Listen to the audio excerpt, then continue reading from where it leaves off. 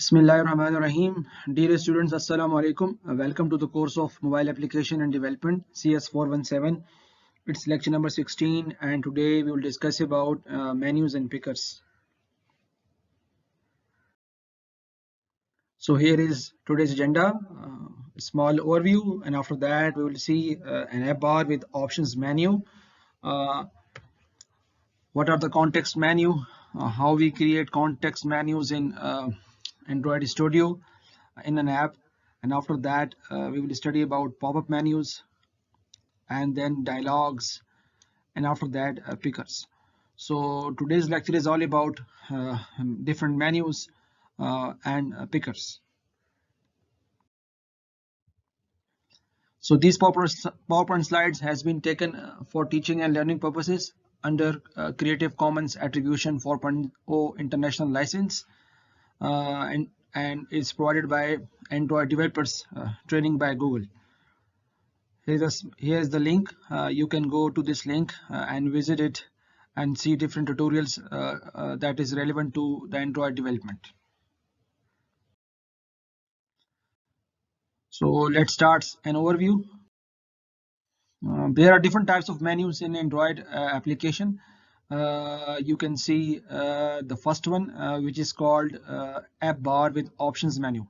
So this menu is an options menu. You can see different options like you have seen search, share, profile, settings.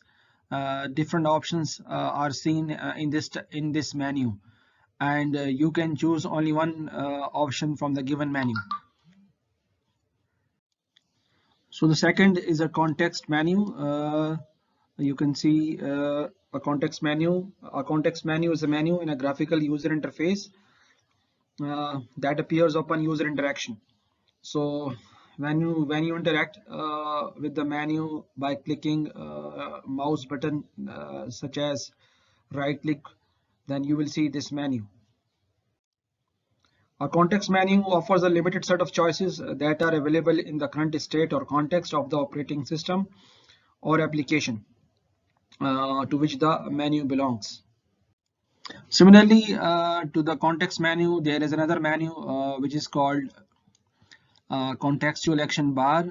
In this bar you can see different actions like the tick sign, which is for the save, and a pen button which is for the edit, and then you can see a share icon with the help of which you can share different text or images, videos, and then after that you have seen the delete button, the recycle or bin button. So the contextual action bar is a bar in which different actions are visible to you, and after that there's a menu which is called the pop-up menu, which opens when something happens or when you click some icon on the screen, then you will see a pop-up menu.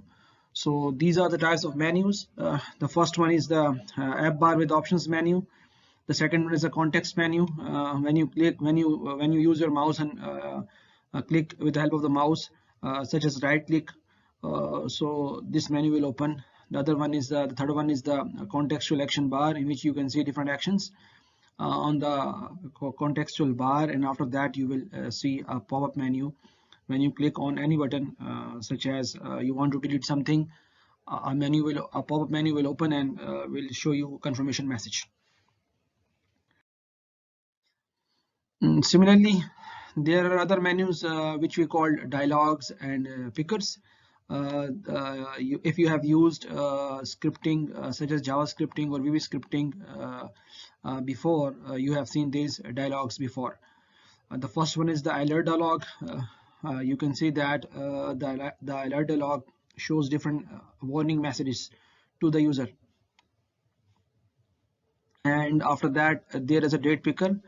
This is the calendar control. Basically you can select different dates from the calendar or a date picker, and there is also a time picker with the help of which you can set different alarms in your mobile phone or in your desktop applications.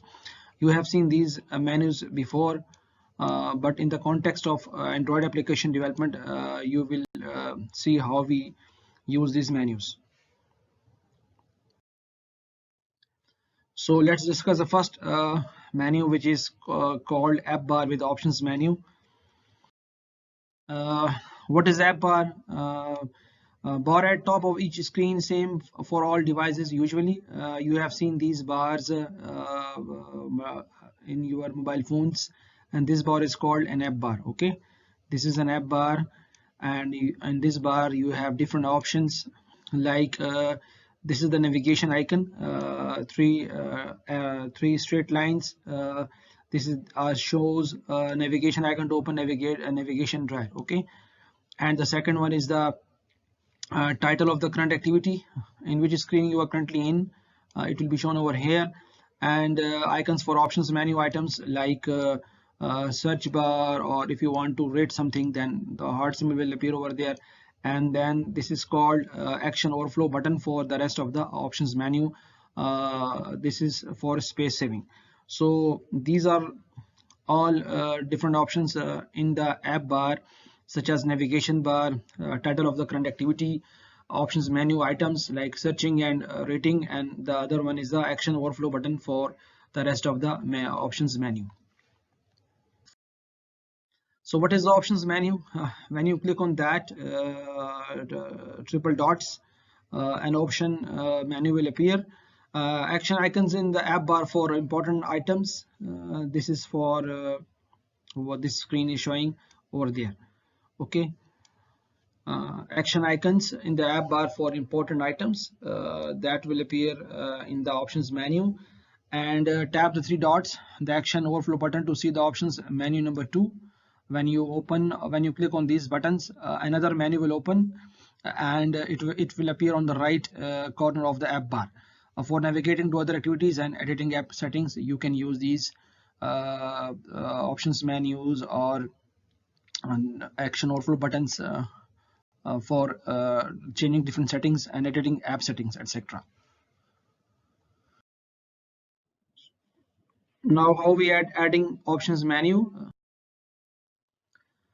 First, there are some steps that needs to be taken before adding options menu. The first one is the XML menu resource. We will have to configure this file, which is called XML menu resource, menu underscore main .xml, and then we will call this callback, which is called on create options menu, to inflate the menu. And after that we will use the on click event handler attribute, or on options item select event handler. So we can use either one of these event handlers in our code, and then method to handle item click. So first of all, as you can see in this illustration, we will have to configure XML menu resource in main underscore menu underscore main.xml file, and after that we will use on create options menu dot inflate. So this is the event handler which will open this menu, options menu, and these are the options over here. Okay, so when we click on any option, we will call on either on click or on options item select. So there are different options over there. How can we handle by selecting which option we will click on? We will use either on click event handler or on options item select event handler, and after that we will use my method which will handle this event which is on click on options item selected event. So this is the way with the help of which we implement options menu. So how we create a menu resource? First of all, we will create a menu resource directory in our Android project, and after that on right clicking on that directory and select an XML file, we will give name menu underscore main.xml, and then after that we will add these two items in the XML main XML file, menu underscore main.xml file. So you have familiar with this syntax. This is the item, this is the item number 1, and this is the item number 2. and this is the key value pair. As you can see that in the ID attribute, this is the key, Android colon ID, this is the key, and this is the its value. So we are giving the ID and title, settings, and in the item 2 we are giving options underscore favorites, and the title will be the favorites. So the items that are visible to the user are the settings and the favorites item.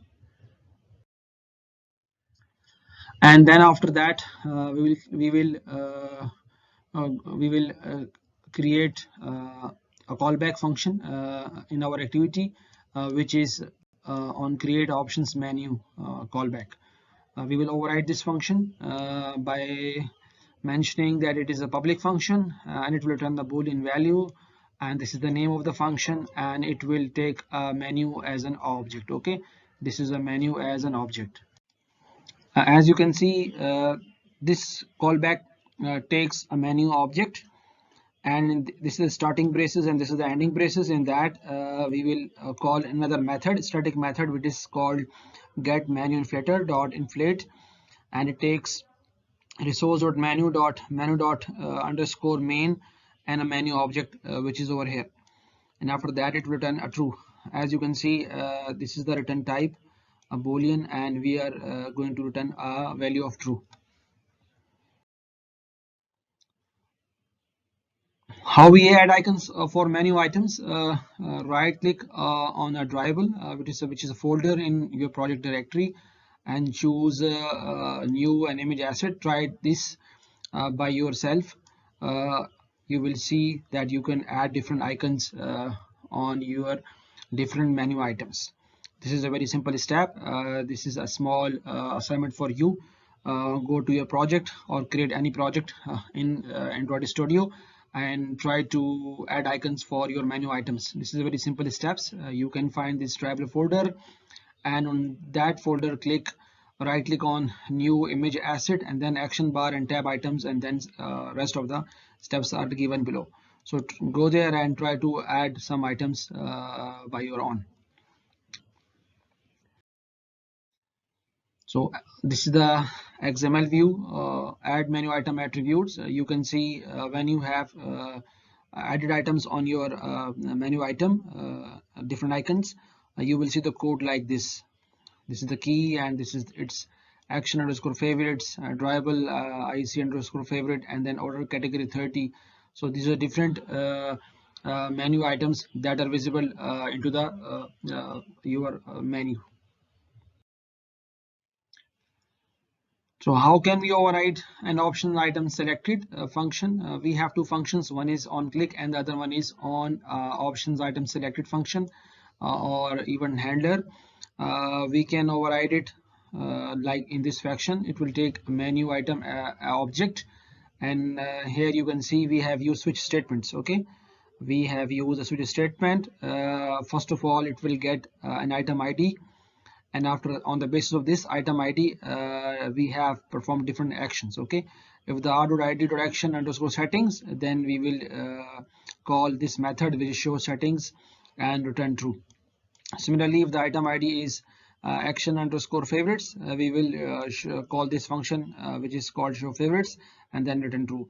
And what about if no item ID is available, and then we will return the same menu again, which is called default value. This is the case, and this is the case statement, and this is the default value. We will return the same superclass function with an item object.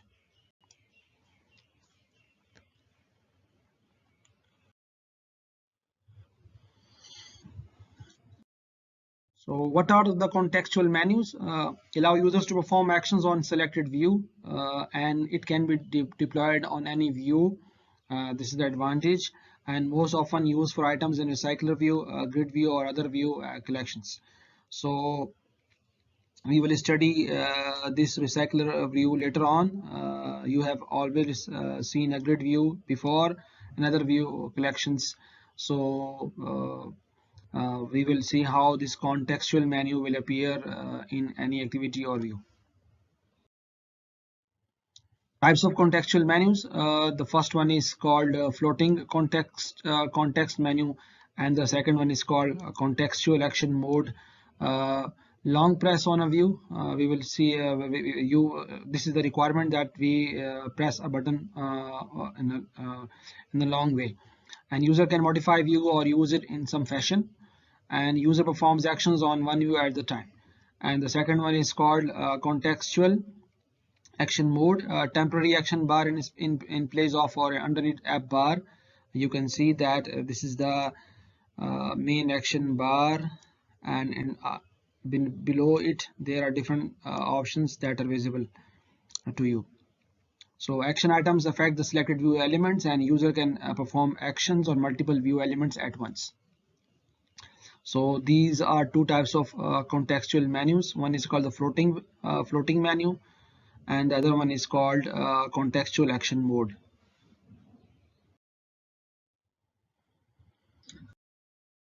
Floating action floating action menu. Let's see what are the steps that needs to be performed to create a floating action menu. For this menu, we need to follow some steps. What are those steps? First of all, we will configure this XML file. First of all, we will create XML menu resource file, and then assign appearance and position attributes by mentioning or using the designer as well at the same time. And after that, we will use our register view method that the purpose of which is to register context menu. Okay, you can see over there, and in that we will register a view in this fashion. And after that, we will create or implement on create context menu a method in our activity to inflate the menu, and in it we will nest another function which is called on context item selected method to handle the menu item clicks.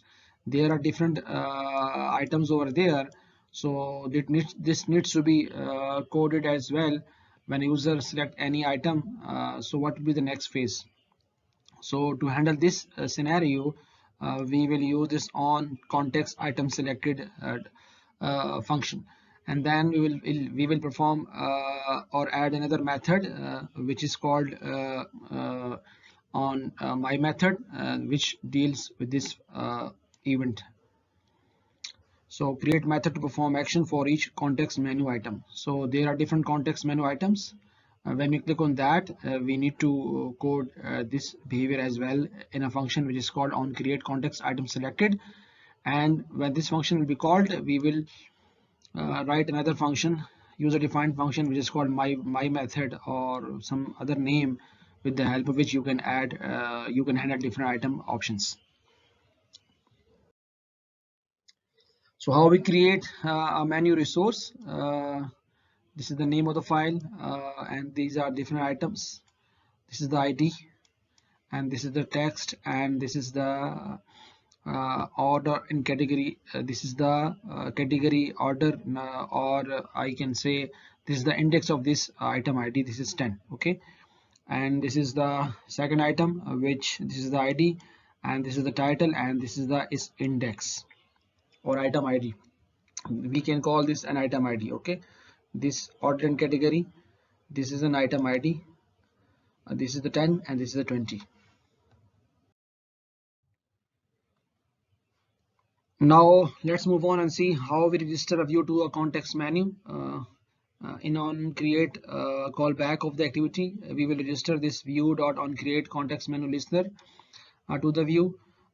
First of all, we'll create a text view object and name it like article underscore text, and find view by ID. This is the resource and ID, and then article, and then we will register for context menu article underscore text. This is the same object that will appear over here. And specify which context menu. We will override a function which is called on create context menu, and it will receive different arguments. The first one is the context menu object, the second one is the view object, and the third one is the menu information. Okay, so it will take or receive three arguments. One is the context menu, and the other one is the view object, and the third one is the menu information. And after that, this is the, as you can see here, it is calling a super class constructor and passing three objects which it receives over here. And then it will create a inflator menu or menu inflator object over there, and by calling this function which is called get menu inflator, this will return an object of menu inflator, and we will store that object address over there. And then with the help of this object we will create a menu which is inflated. So inflator, this is an object, and we will call this method which is called inflate, and receives two objects. One is this menu underscore context object, and the other one is the menu object.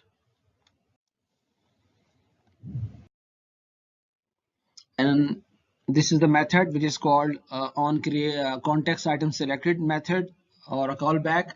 It returns a boolean value, and in that you can see this callback receives one argument which is menu item, and here you can see that we are getting the same ID, order category ID. If the order category ID is this context underscore edit, this is a user defined function, by function, and then return 2. And here you can see that we are creating another case. If the case is context underscore share, then we will call this method which is called share node, and then return 2, and then we will return a true value. And this is the default constructor, default value for the switch statement. And here you can see that it is calling a super class on context item selected callback within item object, the same item object over here.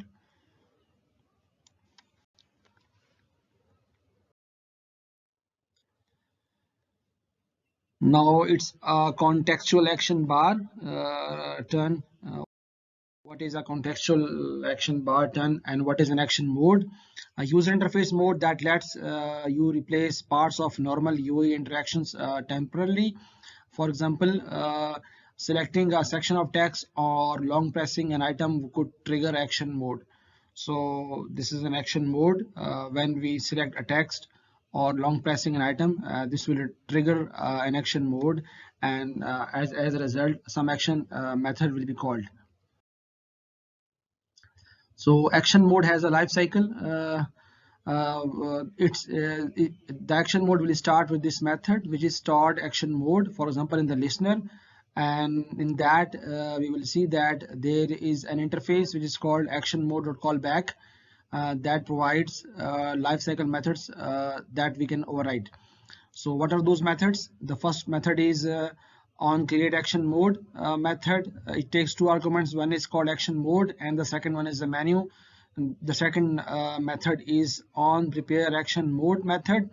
So it takes similar items, action mode and menu, after creation, and anytime action mode is invalidated, this function will be called on initial creation. And after that there is another function which is called on action item clicked. It receives two arguments. One is action mode and the second one is menu item, and it will be called anytime by executing different contextual action buttons when those buttons are clicked. And there is another method which is called on destroy action mode. This method will be called when the action mode is closed. So these are different interface methods that needs to be overridden by the user or by the programmer themselves. What is a contextual action bar? Long press on views show contextual action bar because this is an action mode. That's why we have studied previous action mode different methods, and those methods are used in contextual action bars. So this is a contextual action bar. When we press long press on views, then we will see a contextual action bar with different options, like we can go back and we can edit, or we can share and we can close it as well.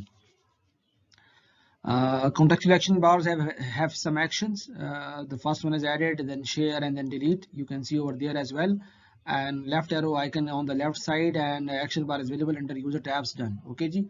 We can close this as well with this crossbar, and view on which long press triggers a contextual action bar. So this is the second point. So these are the steps that needs to be done for contextual action bar. Similarly, we have created an XML menu resource file and assign icons for items, and after that we will use action mode.callback, which is called on action item clicked method, and after that we will call another method which is called my method. Okay, so this is step number 1, action bar, and this is the step number 2. This is step number 2, and when any view is clicked with selected items, then we will go over there, and in that when an individual item is selected, we can call my method.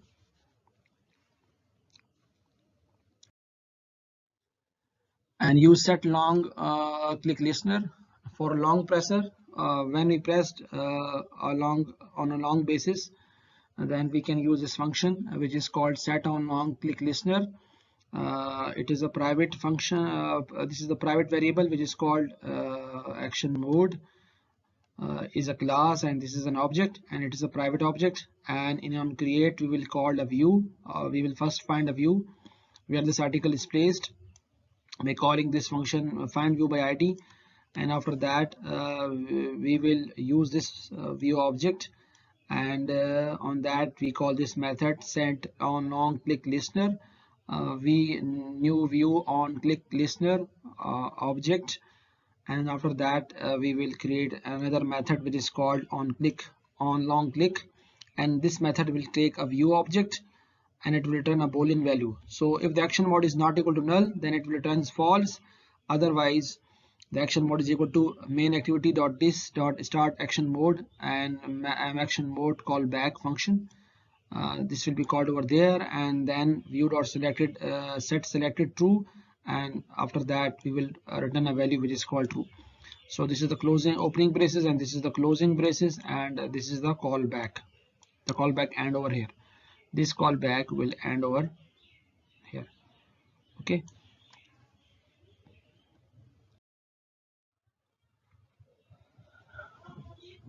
we will implement action mode callback in this way. This is a function, it is a public function, and here you can see that we are assigning a return value which will come back via this method. So action mode dot callback action mode callback is equal to we are going to create an action mode callback, and it will return a value which will be returned in this way, and it will be assigned to this action mode callback object.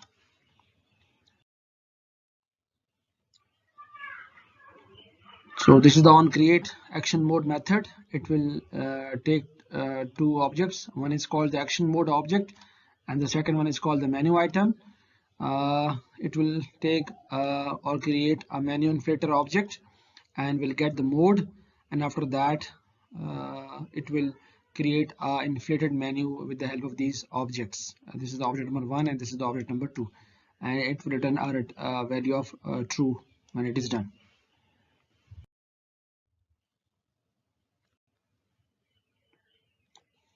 This is another method which is called on prepare action mode method.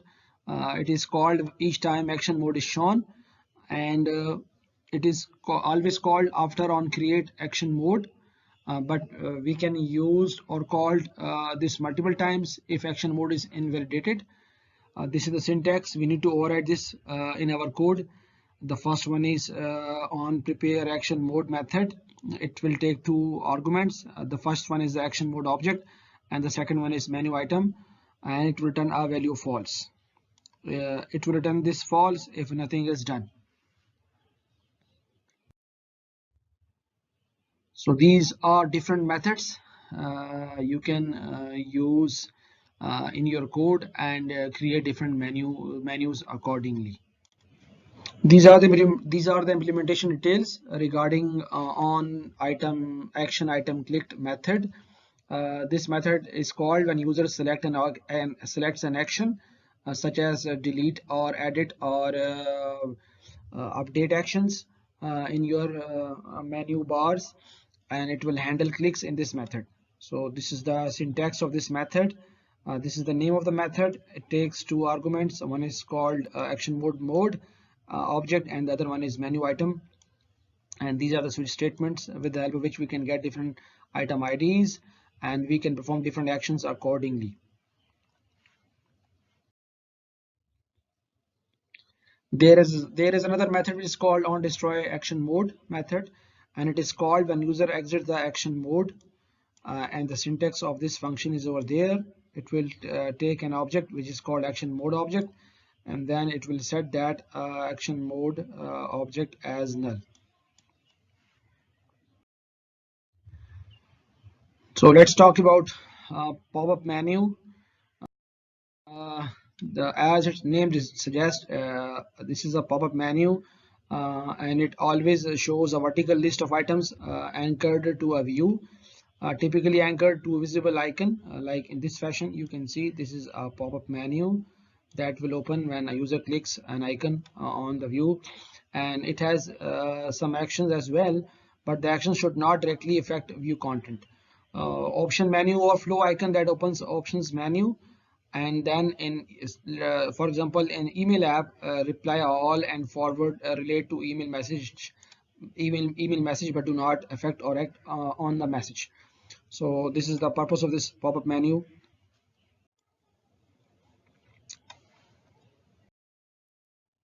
So for creation of this menu, we need the same steps as we did before. First of all, we will create an XML file for this menu, and we will assign appearance and position attributes, and after that we will create an image button for the pop-up menu icon in the XML activity layout file. This is the second number step, and the third step is assign on click listener to image button, because when you click on the image button there should be an image listener, event listener that responds to that event. And in that on click listener we will create another method which is called on click method to inflate the pop-up menu and register it with the on menu item click listener, and implement on menu item click method, and create a method to perform an action for each menu item pop-up menu items. So these are the XML file creation steps. And this is an image button. For a button there is on click listener, and after clicking on this button we will move on. We can use either on click or on menu item click listener method. After this step has been done or completed, there is a menu which is called pop-up menu, and there are different entries over there. When we click on any item, we can use on menu item click method, and we can implement our own method which is called my method. So these are the different steps, and this is called the workflow which needs to be done for making a pop-up menu. And here is a code, XML code regarding image button in XML file. This is the layout width, and this is the height, and this is the ID, and this is the source icon source. And assign on click listener to the button.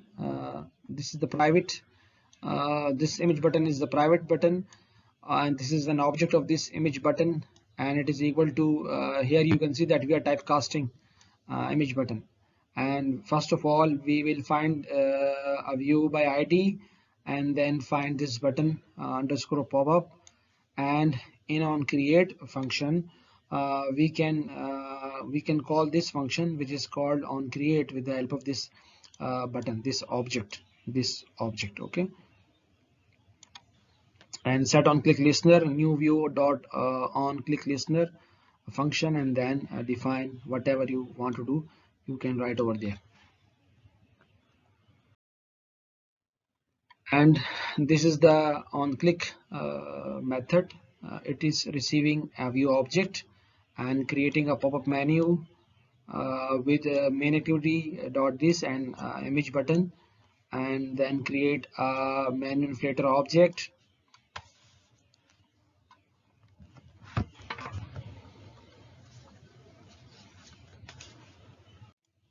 And after that it will call set on menu item click listener, and in that we are creating a new menu object by using this on menu item click listener function, and implement rest of the code in this way.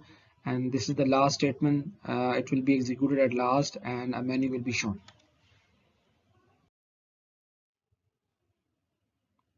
And this method is for individual menu items, as its name suggests. On menu item click, it will receive a menu item, and we are using a switch statement and getting different options and returning false if nothing will be passed.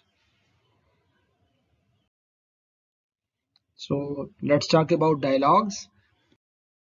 You have seen different dialogues, and those dialogues appears on the top. Interrupting flow of the activity, requires user actions for to dismiss, like you have seen this dialog when using Google Maps, and discard draft dialog and set back accounts. This is also a dialog, and these are the ringtones. This is also a dialog, alert dialog. Okay, so this is the time picker dialog, and this is the date time picker dialog. We can pick the date from the date picker dialog, and we can pick time from the time picker dialog, and we can use these alert dialogs.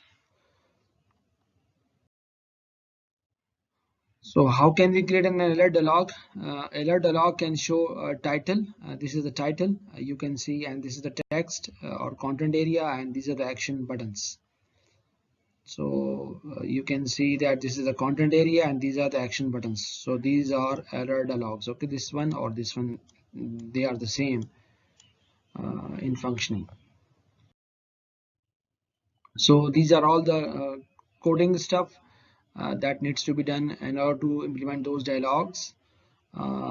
First of all, we will use alert dialog dot builder to build alert dialog and set attributes, and after that we will use this on click show alert view underscore view, and then after that we will use alert dialog class dot builder alert dialog, and creating a new object which is called new alert dialog dot builder main activity to dot this, and we will set title in with of this function, and we will set message with of this function, and the rest of the code will come over here.